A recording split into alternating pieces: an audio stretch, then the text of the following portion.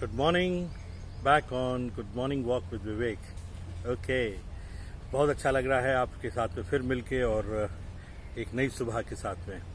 तो आज हम जो बात करेंगे वो ये करेंगे कि कल मैं याद कर रहा था, हमने बात करी थी 21 डेज गोल्स की, और उसका बेनिफिट ये हुआ कि उसने मेरे को बहुत ज़्यादा फ़ायदा दिया। मैंने अपने कल बैठ के अपने पूरे 21 डेज़ का, नेक्स्ट 21 डेज़ का एक गोल बनाया। मैंने एक्टिविटी गोल्स बनाए। मैंने 10 चीज़ें लिखी जो मैं करना चाह रहा था, लेकिन कहीं ना कहीं वो सस्पेंडेड थी, जो शायद उतना रेगुलरली नहीं हो पानी थी। लेकिन मैंने अपने उस प्लान आउट को देखते हुए कि भाई किस तरीके से मेरे को अपने रिजल्ट्स चाहिए, मैंने उन 10 चीज़ों को मैंने लिखा, जिसमें मैं कुछ चीज़ें बता देता हूँ, जिसमें कि मेरा मॉर्निंग वॉक, मेरा daily protein shake, because health is also very important, then my study, everything. मैंने 10 पॉइंट्स लिखे और मैंने क्या किया कि मैंने उन्हें अपने उस पर, मैं आपसे भी शेयर कर रहा हूँ, बिकॉज शेयर करने से क्या होता है, वो स्ट्रांग बनते हैं, वो डिसीजंस बनते हैं। ओके, सो अब बेसिकली बात करेंगे कि मेरे ग्रैंडफादर, जो कि बहुत ही लर्नेड व्यक्ति थे, और उनका मेरे ऊपर में बहुत इम्पैक्ट रहा, उनकी फिलॉसफी का, उनकी लाइफ का मेरे पर बहुत असर रहा। तो वो मेरे से एक बड़ी गजब की चीज़ कहा करते थे। वो ये कहते थे कि इमेजिनेशन एक बहुत गजब की चीज़ है। Imagination, because that's the power to see what has not yet happened.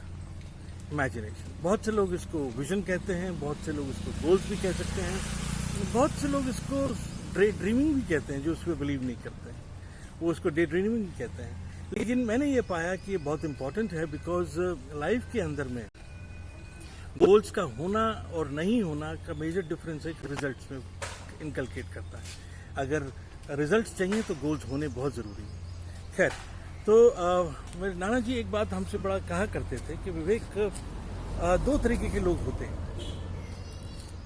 हर एक इंसान घर के बाहर निकलता है रोज़ सुबह में काम करने के लिए, लेकिन जब वो शाम को बाहर वापस लौटता है तो वो किस तरीके की फीलिंग के साथ में लौटता है, वो बहुत इंपॉर्टेंट है। Because when he comes back home and when he is relaxing, what is he thinking at that point of time, that is very very important. एक आदमी होता है जो घर के बाहर निकलता है काम करने के लिए, और ही इज टायर्ड, लेकिन साथ साथ वो ये कह रहा है कि आज का दिन तो कितनी दिक्कतें थी।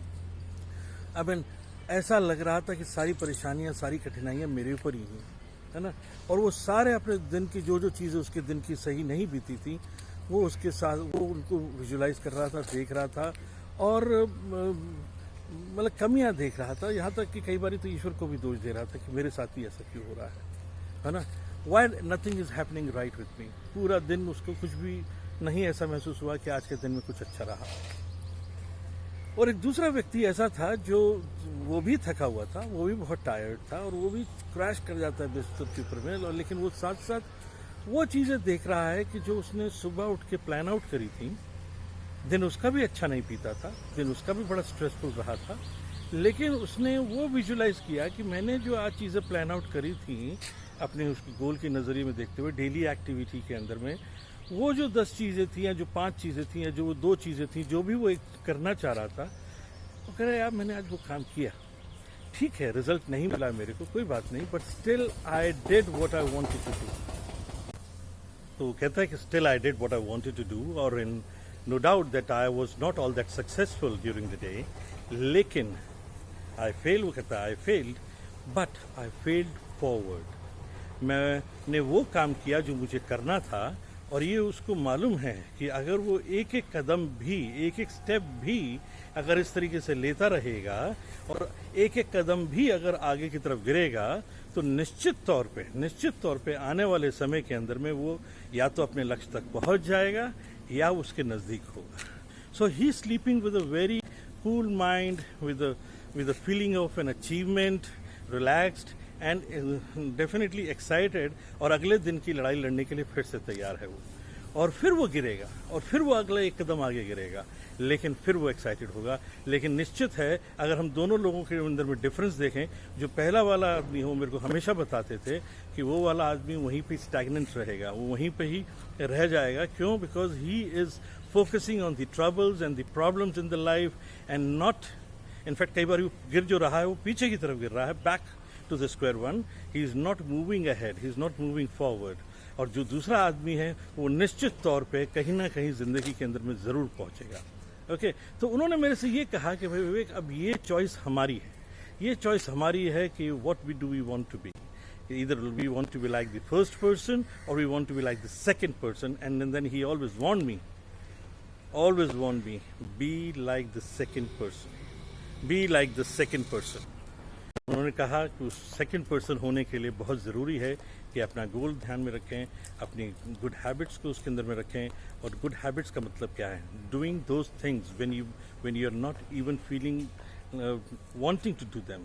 लेकिन धीरे धीरे वो गुड हैबिट्स जो हैं वो बाय डिफ़ॉल्ट नेचर बन जाती हैं और आप वही करने लग जाते हैं जो आपको आदत पड़ी होती है। तो वो सक्सेस जो है वो आपके लिए बाय डिफ़ॉल्ट हो जाती है। दूसरे लोग keep wondering what happened, but you made it happen. That's the major difference. Okay, bye bye. तो अगर आज आपको मेरा ये वीडियो अच्छा लगा है तो इसको लाइक कीजिए, फॉलो भी कीजिए, because I am sure 100% this is going to help you. Follow कीजिए बिकॉज मालूम हम सबको होता है, बस फ़र्क क्या रह जाता है एप्लीकेशन का। एप्लीकेशन नहीं है ज़िंदगी के अंदर में, जिसकी वजह से आज ज़्यादातर लोग, हम सब लोग स्ट्रगल कर रहे हैं लाइफ के अंदर। सब ने अपने अपने पॉइंट पर स्ट्रगल किया, फाइट मारा है, लेकिन वो जो एप्लीकेशन की जो दिक्कत है वो कहीं ना कहीं कमी है। बहुत सी किताबें पढ़ी, बहुत से लोगों को सुना, लेकिन हमको ये लगा कि हाँ हमें ये मालूम है, लेकिन एप्लीकेशन गायब था। सो अप्लाइड। तो अगर आपको वीडियो अच्छा लगा, इसको लाइक कीजिए, इसको सब्सक्राइब कीजिए और आगे फॉरवर्ड भी कीजिए लोगों को, जिससे कि और लोग भी इस चीज़ को फॉलो कर सकें। Okay, with this I come to the end. Bye bye, see you tomorrow.